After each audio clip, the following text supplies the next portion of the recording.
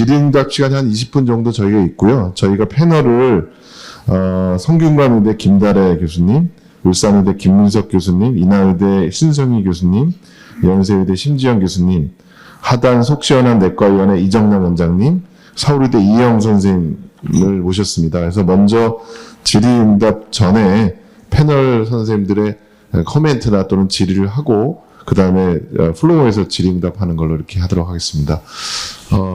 김다래 선생님부터 간단하게 코멘트나 뭐 여러 가지 의견을 좀 주셨으면 좋겠습니다. 네. 두 분 교수님의 강의 잘 들었습니다. 아까 조현재 교수님께서 시간이 없어서 이제 말씀을 못 해주신 박출률 보존 신부전 진단에서 조금 말씀드리면 신부전의 증상과 징후는 똑같고 그래서 사실은 환자의 증상과 징후를 보고는 이제 보존 신부전인지 감소 신부전인지 알 수는 없지만은 심장 초음파를 해서 이젝션 프랙션이 프리저브 되어 있고 그다음에 이제 저희 강의록에 보시면 여러 가지 이완기 지표나 이제 LA 볼륨 그리고 LV 매스 인덱스를 보면서 이 환자가 이제 프리저브 이젝션 프랙션을 가진 하트 페일러인지 알아볼 수 있는 점수 기반이 있고 또 보통 하프페프가 동반된 코모비티가 많으니까 또 이를 기반으로 진단하는 점수표가 있어서 만약에 이제 환자분께서 이젝션 프랙션이 떨어져 보이지 않는데 이제 숨차고 붓고 또 이런 증상이 있다면 그리고 엔티프로빈가 올라가 있다면 이런 하프페프 점수를 매기면서 아마 하시면 신부전을 조금 박출률 보존 신부전을 조금 더 쉽게 의심하고 진단할 수 있을 것 같습니다. 네, 김민석 교수님.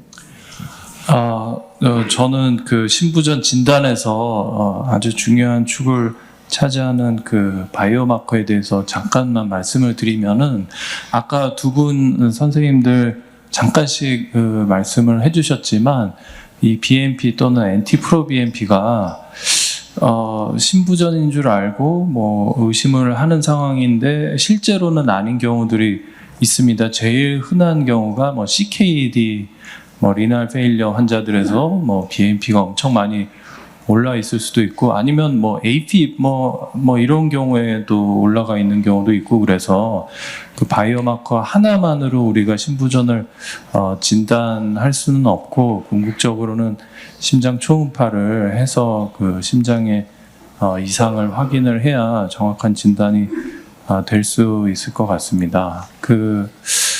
최근에는 그 엔트레스토 그 아니와 같은 약제를 많이 사용을 하는데 이 BMP만 그 네프릴리진 디그라데이션이 되니까 그 엔트레스토를 쓰게 되면은 BMP 레벨은 올라갈 수가 있고 그래서 결국 NT-proBNP를 팔로우업 하는데 뭐 더 도움이 되겠다 뭐 이렇게 얘기를 하고는 있지만 사실 뭐 이전 다른 연구에서는 BMP도 엔트레스토 쓰는 환자에서도 뭐 이게 감소하는 것이 예후와도 연관이 돼 있다 뭐 이런 데이터도 있어서 뭐 꼭 NT-proBNP만을 고집하지 않으셔도 꼭 뭐 BMP 레벨만 측정이 가능하다 그러면은 그거라도 계속 좀 팔로우를 하면 어떨까 이런 코멘트를 드립니다.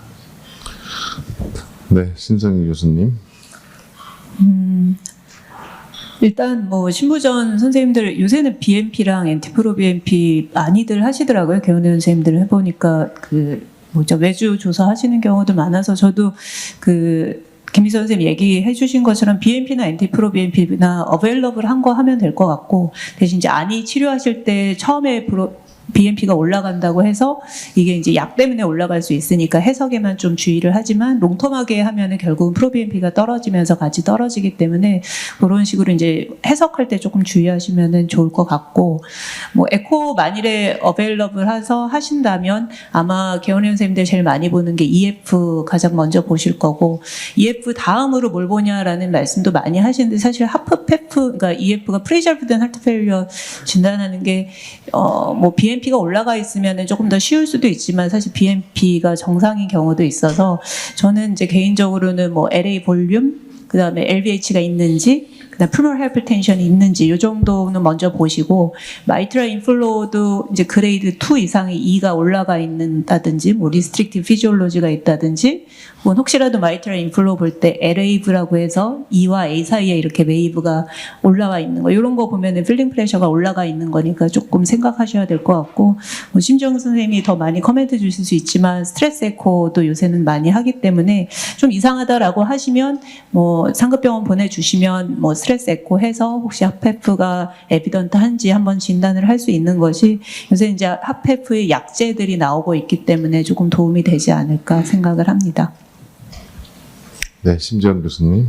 네, 많은 코멘트 해주셔서 저는 이제 에코랑 관련된 좀 추가 말씀드리겠습니다. 정말 개원의 선생님들께서 굉장히 많은 스크리닝과 진단 해주시는 거에 큰 롤을 해주시고 계신 것 같습니다. 근데 저희 대학병원에 있으면서 보면은 밸브 디지즈에 문제가 있어서 밸브가 좀 이상하니까 리포되는 환자는 꽤 많이 보는데요. 신부전이 의심돼서 클리니컬하게 의심을 이렇게 오시는 환자는 있지만 에코에서 신부전이 의심된다고 오시는 경우가 사실 좀 적은 것 같습니다. 그래서 조금 도플러나 이런 걸 하는 게 저희도 사실 어려울 때가 되게 많거든요. 그래서 교과서적으로는 뭐 마이트럴 인플로우, 뭐 애뉴러 벨로시티 E 프라임이 얼마큼 떨어져 있냐 뭐 이런 걸 해가지고 뭐 리스크 스코어링도 하고 하지만 프랙티컬하게는 파라시탈롱 보시고 저는 이제 40이라는 숫자를 굉장히 강조를 항상 드리거든요. 그래서 LA가 40mm, 4cm 이상 증가돼 있다든지 아니면 그냥 아예 에이피칼 퍼친번만 딱 잡아보시면 LA가 굉장히 커져 있는 경우가 있습니다. 이제 크로닉한 핫펠리어 같은 경우는 어떤 식으로든 LA가 커지기 때문에 거기서도 볼륨 인덱스 40 정도 뭐 아주 마지나라는 사람들은 사실은 크게 놓치셔도 상관이 없는데 40 이상이 되면 이제 그 사람들은 좀 문제가 있구나. 하프 페프든 하프 레프든 그렇게 좀 이해해 주시면 좋을 것 같습니다. 그래서 다이아스톨릭 스트레스 에코나 이런 거를 개원가에서 하시기는 어렵지만 대학병원에서는 하지만 뭐 그거는 이제 아주 리미티드된 환자한테 하기 때문에 그냥 프랙티컬하게 그런 어프로치 하시면 핫펠리어가 좀 많이 좀 진단이 되지 않을까. BMP를 다 못하고 이제 에코를 먼저 하시는 경우가 참 상당히 많이 있을 것 같아서 말씀드립니다. 그거에 비해서는 실제로 TR 트리비알이나 TR 그레이드 1인 경우에 오시는 경우가 사실 굉장히 많거든요. 그래서 신부전이 굉장히 아웃컴이랑 관련이 있기 때문에 이런 스크리닝 하는데 프랙티컬한 팁이 있으면 좋을 것 같다는 생각을 했습니다. 네, 이정남 원장님. 네, 두 분 교수님 강의 잘 들었습니다. 저는 개원의로서 두 가지 질문을 한번 드리고자 합니다. 첫 번째는 심방세동 환자 중에서 무증상이지만 BMP가 매우 높은 박출혈 보존 신분 환자들을 자주 봅니다. 이런 환자들은 약제를 추가하거나 변경해야 하는지, 다시 말하면 BMP가 약제를 처방하는 데 있어서 하나의 기준이 될 수 있는지 궁금합니다. 두 번째 질문은 신부전 환자에서 처방하는 베타사단제가 천식에서는 금기로 알려져 있습니다. 그렇다면 COPD를 동반한 신부전 환자에서는 처방이 가능한지 궁금하고요. 롱액팅 베타 아고니스트인 라바 제제를 COPD를 동반한 신부전 환자에서 사용하는 것은 괜찮은지 조언 부탁드립니다. 네, 첫 번째는 조현재 선생님이 해주시고 두 번째는 임종찬 선생님이 해주셔야 될 것 같은데. 네. APB에서 지금 말씀하신 질문이 AP 환자에서는 제가 말씀드렸던 컷오프 밸류 엔티프로비엠피 125 응급 상황이라든지 증상이 심할 때 쓰는 300에서 보통 곱하기 3 정도를 해서 생각하시는 게 일반적입니다. 그래서 APB 있으면 외래 베이스에서는 400, 500 정도 컷오프로 보고 응급실 세팅에서는 1000 정도를 컷오프로 봐서 APB 동반된 신부전이 있느냐 없느냐를 그렇게 일단 분류를 하시면 AP 때문에 엔티프로비엠피나 BMP가 올라간 건지 신부전 때문에 올라간 건지는 구분하실 수 있을 것 같습니다. 근데 만약에 엔티프로비엠피가 APB 동반되어 있는 환자이고 엔티프로비엠피가 뭐 3000 뭐 이렇게 나온다면은 이 환자는 단순히 AP만 있는 게 아니라 신부전이 동반되어 있다 이렇게 생각하시는 게 타당할 것 같고요. 그러면 이제 심장 초음파의 역할이 그 다음으로 볼 수 있는데요. 심장 초음파에서 LA 사이즈가 얼마인지에 따라서 트리트먼트의 방침이 바뀌는 것 같습니다. 그래서 쉽게 재실 수 있는 M모드에서 LA 사이즈가 45mm 정도를 기준으로 45mm보다 작으면 RF 아블레이션이 이 환자에서는 심방세동을 호전시켜서 심부전을 치료할 수 있는 아주 좋은 옵션이 될 수 있습니다. 근데 LA 사이즈가 50mm보다 크다. M모드에서 간단히 측정하신 거에서 50mm보다 크다라고 하면 이제 RF 아블레이션 해가지고 심방세동을 사이너스로 돌리더라도 유지될 가능성이 그렇게 크지 않을 수 있기 때문에 RF 아블레이션 할지 말지가 이제 심장 초음파가 중요한 역할을 할 것 같고요. 그다음에 기본적으로 안티코아귤레이션은 필요하겠고 베타 블로커를 써서 하트레이트가 올라가지 않게 하는 건 필요한데 앞서 선생님 말씀해 주신 바와 같이 심방세동만 가지고는 올라간다고 생각할 수 없는 NT-proBNP의 상승은 심부전이 동반되어 있다 이렇게 판단하시고 에코에서 그 다음 단계의 치료를 할 것인지 아니면 지금 약물 치료로 조금 더 호전을 기대해 볼 것인지를 결정하시면 될 것 같고요. NT-proBNP 수치에 따라서 보험이 되거나 아니면 비급여로 써야 되거나 하는 약제는 극히 드뭅니다. 몇 가지 약제가 있긴 한데요. NT-proBNP 기준으로 급여가 되고 안 되고 하는 약제가. 하지만 선생님들 흔히 쓰시는 약제 중에서는 NT-proBNP를 가지고 약제 급여 여부를 판단하기보다는 LVEF로 대부분 급여 여부는 판단하게 되어 있습니다. 우리나라가. 그래서 40%가 넘느냐 안 넘느냐가 대부분은 약제에서의 급여 기준이 되기 때문에 NT-proBNP는 오히려 약제의 반응 평가할 때는 쓰실 수 있고 급여하고는 조금 무관하기 때문에 마음 편히 내셔도 되지 않을까 하는 생각입니다. 그 베타 블로커 부분에 대해서는 두 분 중에 한 분이 해주시면 됩니다. 천식이 급성 악화됐을 때는 이제 베타 블로커를 쓰지 않는 걸로 되어 있는데요. 반대로 얘기하자면 잘 조정되고 있는 천식 또는 단순한 COPD에서는 베타 블로커는 이제 더 이상 긍비층이 아니다 이렇게 생각해 주시면 될 것 같습니다. 그리고 심부전 환자에서 쓰는 베타 블로커가 실제로 우리나라 2개 있는데요. 하나는 딜라투렌드고 하나는 콩코르죠.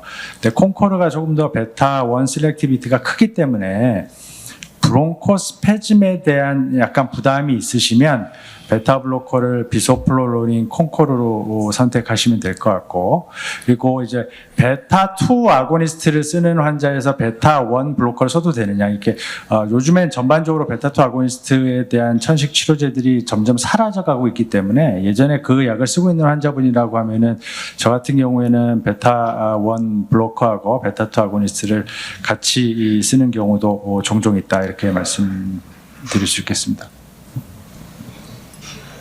네, 그냥 첨언하자면 아까 아마 맨 처음에 질문하셨던 게 BNP 높은 것 자체가 치료를 해야 되는 동기가 될 수 있냐 아마 그런 맥락도 아마 포함이 되셨던 것 같은데요. BNP가 높다는 것 자체가 치료를 하는 그 이니시에이션이 그렇게 되진 않지만 BNP가 높다는 건 조현재 교수님 말씀하신 것처럼 숨어있는 심부전이 있는 게 아닌지 환자가 증상이나 징후를 호소하지 않아도 사실은 물어보면 뭔가 힘든 게 있는데 아니면 운동 능력이 떨어지거나 이런 게 있는데 이게 매스킹 되고 있다가 근데 이제 BNP가 높은 걸로 드러났을 때 이게 정말 심부전에 의한 건지는 한번 평가해 보실 필요가 있겠고 APB 있으면 말씀하신 것처럼 좀 이렇게 박하게 보면 2배, 좀 넉넉하게 보면 3배 정도 올라간 것까지는 뭐 AFib에 의한 걸로 볼 수 있지만 앞서 말씀드린 것처럼 AFib이 있다는 것 자체가 뭐 로우는 AFib도 있지만 LA가 조금이라도 커져 있으면 그거 자체는 스테이지 B 핫페일러에 해당합니다. 그래서 지금 당장 보험이 급여가 되는 약제가 없다고 해도 이렇게 주의 깊게 계속 팔로우하는 게 필요할 것 같고요. 또 앞서 소개해 주신 비소프롤롤 말고도 뭐 더 베타1 셀렉티브한 게 물론 에비던스가 좀 제한됐다고 생각할 수 있지만 네비볼럴 같은 약제들이 있고 이네일러랑 그냥 같이 쓰는 거는 대부분 다 톨러레이션 많이 하는 것으로 알려져 있습니다. 네, 이혜영 교수님 말씀. 심부전 환자들이 내부 장기가 늘어나면 통증을 느끼기 때문에 흉통으로 오는 경우가 있습니다. 가슴이 아프다고 오면 우리가 가슴이 아프다고 할 때 첫 번째 하는 게 이제 협심증, 심근경색증이기 때문에 근데 그 사람들 다 큰 병원 보내면은 요즘 응급실도 잘 못 들어가고 또 갔다 와서 허탕쳤다고 하는데 예전 에티올로지를 아는 분이라면 이전의 심부전의 원인 질환이 MI가 아니었을 때 그러니까 넌 이스케미액이었을 때 가슴이 아프다고 해서 이번에 이스케미아가 원인일 경우는 10명 중에 1명이 우리 데이터고요. 반면 이제 원래 MI를 몇 번 맞아서 신부전이 됐던 분은 가슴이 아플 때 또 뭐가 생겼을 확률이 3분의 2쯤 됩니다. 그러니까 선생님들께서 가슴이 아프다고 했을 때 내부 장기가 늘어나면 다 가슴이 아픈데 적어도 뭐 이전에 판막 질환이나 뭐 AFib이나 이렇게 해서 넌 이스케믹인 분은 한번 이뇨제 쓰고 볼륨을 줄인 다음에 보셔도 될 수 있는 여유는 있고요. 이스케미아 할 때는 응급실 보내도 되고, 두 번째 말씀드리면은 하이포나트레미아가 있는 사람들이 참 어려운데, 하이포나트레미아가 우심실이 떨어져 있을 때 많습니다. 그러니까 에코를 보실 때 우심실은 참 보기가 어려운데, 하이포나트레미아가 있는 사람은 우심실의 기능이 떨어졌다는 거 한번 보실 수 있고, 하이포나트레미 치료가 어렵지만 적어도 소듐 타블렛은 절대 주시면 안 됩니다. 우리가 바닷물 마시면 계속 목말라 죽는 것처럼 소듐 타블렛을 하이포나트레미아를 주면은 결국 물 먹어서 더 하이포나트레미아가 올라가기 때문에 치료는 어렵지만 하이포나트레미아는 우심실을 잘 보셔야 되고, 두 번째 그 사람한테 절대 소듐 타블렛은 답이 아니다. 그렇게 두 가지 말씀드립니다. 네, 우리 플로어에서 좋은 말씀 주셨고요. 제가 한 가지 말씀드리면 이 QR 코드가 선생님들 프로그램북 맨 앞에 있습니다. 그래서 혹시 직접 질문을 하시기 어려우면 QR 코드를 찍고 거기서 질문을 올려주시면 저한테 질문이 와서 같이 선생님들과 디스커션 할 수 있게 되겠습니다. 혹시 플로어에서 뭐 추가적으로 질문 있으시면 좀 해주시고요. 없으시면 제가 잠깐 조현재 선생님한테 말씀을 드리고자 합니다.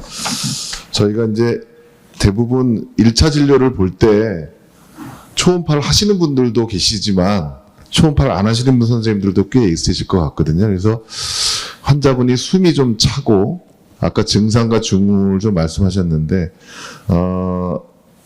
증상과 징후 중에서 딱 요거를 한번 좀 확인을 해봐야 되겠고, 더 검사는 요것만 다시 한번 리뷰를 간단하게만 좀 해주셨으면 좋겠습니다. 네, 제가 말씀드렸던 바를 정리하자면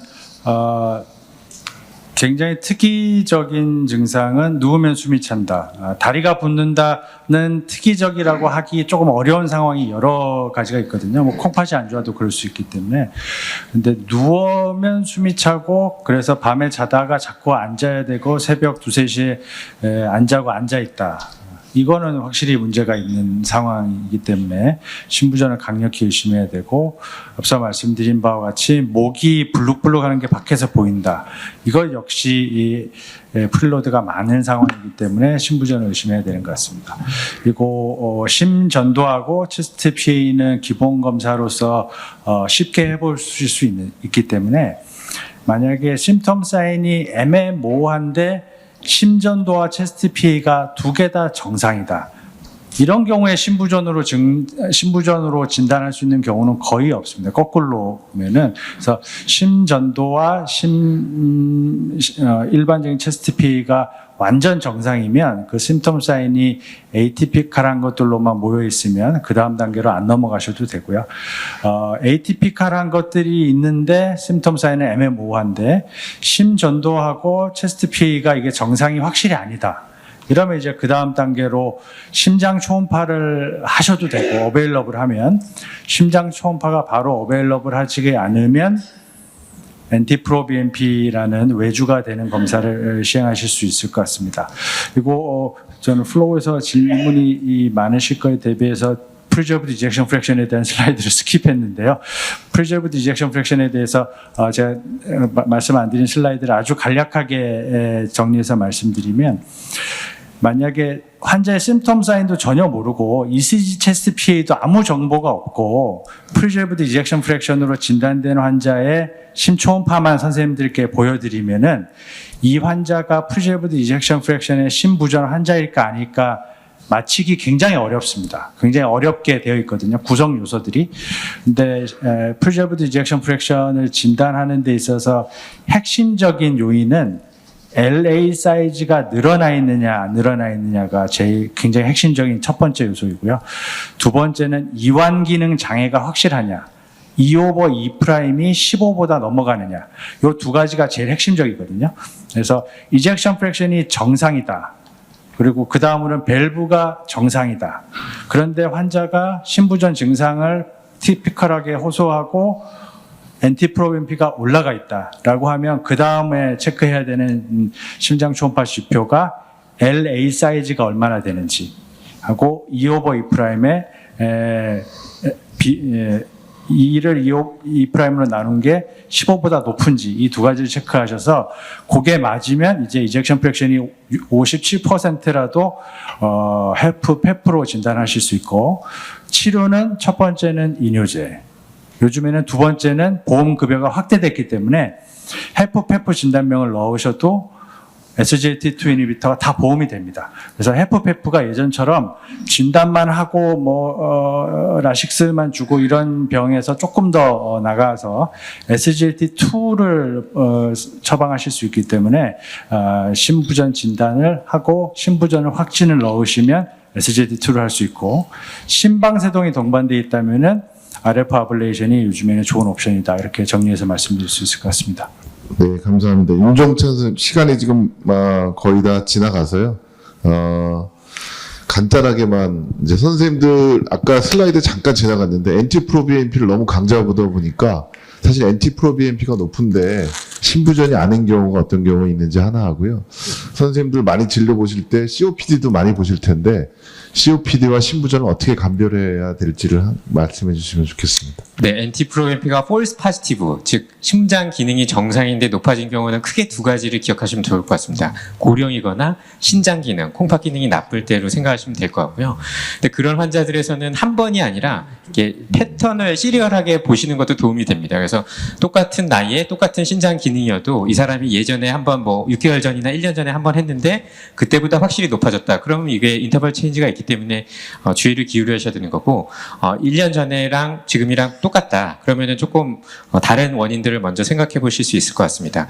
COPD에 대한 내용도 많은데요. 저희 병원 호흡기 내과 선생님도 항상 계속 COPD를 다니다가도 숨차다 그러면 저희 순환기로 다시 한번 검사해보라고 그러면 결국에 저희 하는 거는 NT-proBNP나 에코해서 변화가 있는지 보는 정도입니다. 그래서 사실은 동반되는 경우가 많기 때문에 아까도 질문 주셨던 것처럼 이네일러 쓰면서 필요하면 베타 블로커 같이 오랄로 셀렉티브 베타온 블로커를 같이 쓰는 게 보통 많이 그렇게 요즘 더 하시는 것 같습니다. 네. 윤종찬 교수님께 질문을 하나 드리겠는데요.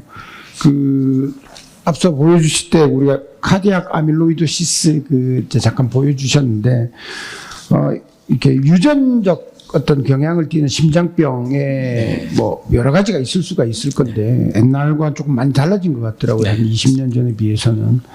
근데 이게 실제로 이제 가족들이 유전자 검사를 꼭 다 받아야 되는 경우도 있을 거고, 아닌 경우도 있을 거고, 또 그게 가족들이 그런 병을 알고 또 이렇게 준비하는데 도움이 될 수도 있고, 크게 도움이 안 될 수도 있고, 이런데, 간략하게 좀 이렇게 썸머리를 해주시면. 대표적인 거가 이제 TTR에 의한 유전자 변이에 의한 카디악 아밀로이도시스인데요.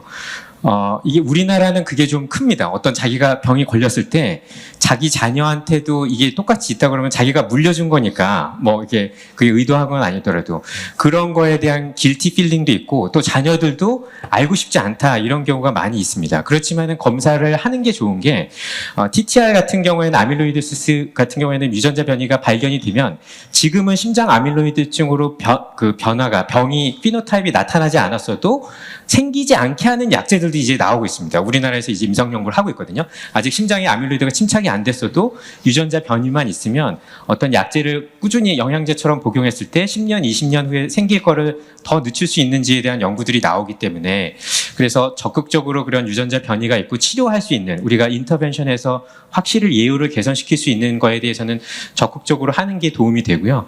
이제 젊은 자녀분들 중에서 권하면 유전자 검사 권하면 안 하려는 게 이제 보험을 들고 나서 하겠다 그런 분들이 있습니다. 이거 병이 있는 거 알고 나서는 보험 급여 무슨 실손보험이든 여러 가지 제한이 있을 수 있을까. 그래서 사실은 그런 경우에라도 이거를 어쨌든 그게 기록에 남지 않게도 할 수 있습니다. 사실은 환자들한테 이렇게 저희가 설명을 적극적으로 하기도 하는데 본인만 알고 이게 병 코드가 안 잡히게도 할 수 있는데, 어쨌든 알아야 그게 본인들이 여러 가지 그런 가족 계획이나 아니면은 그 다음에 이제 치료에 방침이 있거나, 더 심하게는 이제 무슨 인공수정 통해서 병이 없는 그런 걸 셀렉션해서 이제 임신하거나 이런 것까지 이제 하고 있습니다. 우리나라에서. 그러기 때문에 좀 더 적극적으로 주변에서 뭐 유전자 검사 그 왜 하냐 그렇게 하시기보다는 좀 더 적극적으로 이제 권해주시는 게 도움이 될 것 같습니다. 네, 감사합니다. 좀 더 디스커션을 좀 하고 싶은데요. 시간이 조금 제한돼 있어서 마치도록 할 텐데 한 가지만 제가 여러 선생님께 말씀드리려고 하는데요. 저희 지금 많이 궁금해하시는 부분들이 저희 신부전 학교 홈페이지에 가면 전문가와 의사 선생님 그리고 환자들이 볼 수 있는 사이트가 따로 있고요. 정보가요. 그 유튜브에 신부전 TV를 켜시면 굉장히 다양한 신부전 관련 내용들이 있습니다. 그래서 시간 되시면 아마 보시면 짧게 보실 수 있으니까 많은 도움이 될 거라고 생각합니다.